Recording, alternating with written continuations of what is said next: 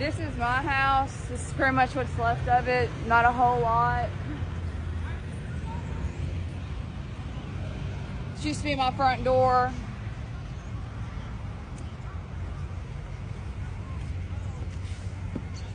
There really ain't nothing here anymore.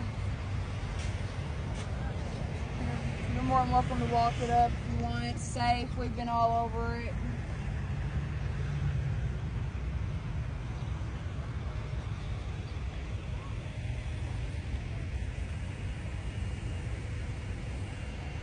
Sorry, I'm kind of a little lost for words.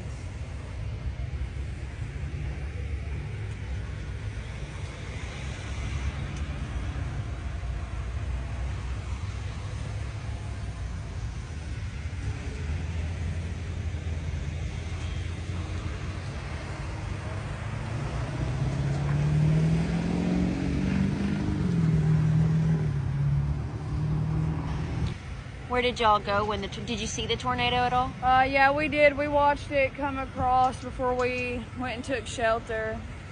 Where'd y'all seek shelter? We sought shelter in town at the storm cellar that they got on Catfish.